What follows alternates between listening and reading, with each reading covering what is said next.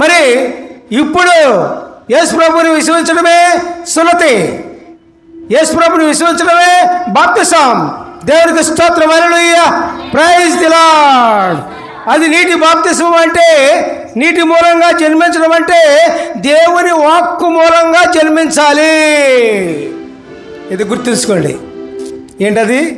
దీనికి అసలైన భావం ఏంటి చెప్పండి. నీటి మూలంగా జన్మించడం అంటే ఏంటది? దేవుని వాక్కు మూలంగా జన్మించాలి.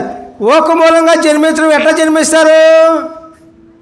దేవుని వాక్కు నీ హృదయంలో ఉండాలి, దేవుని వాక్యం నీలో ఉండాలి, దేవుని వాక్యం నీలో జీవించాలి, దేవుని వాక్యం నీకు తెలియాలి పూర్తిగా. దేవునికి స్తోత్రం. అదే నీటి మూలంగా జన్మించడం అంటే. మరి నీటి మూలంగా జన్మించినప్పుడు, దేవుని వాక్యం నీలో ఉన్నప్పుడు, అది నీలో ఉండి దేవుని కార్యాలు చేయటం మొదలుపెట్టాలి. ఎట్లా మొదలుపెడుతుంది? అప్పుడే ఆత్మ మూలంగా జన్మించాలి అన్నారు దేవుడు. హల్లెలూయా, ప్రైజ్ ది లార్డ్. దేవుని వాక్యం నీలో ఉన్నప్పుడు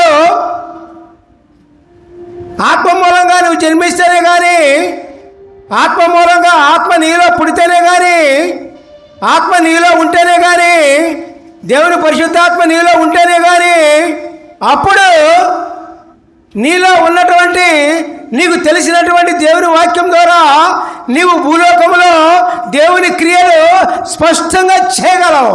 హల్లెలూయా, ప్రైజ్ ది లార్డ్. అర్థమవుతుందండి? అర్థమవుతుందా? వివరంగా చెప్తున్నాగా అర్థమవుతుందా?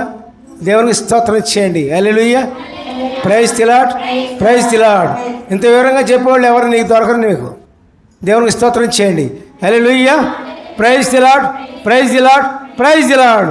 మళ్ళీ ఇంకోసారి చదువుతాం. ఇది యేసు ఇట్లైనను, ఒకటి నీటి మూలంగాను ఆత్మ మూలంగాను జన్మించితేనే కానీ దేవుని రాజ్యంలో ప్రవేశింపలేడని నీతో నిశ్చయముగా చెప్పుచున్నాను.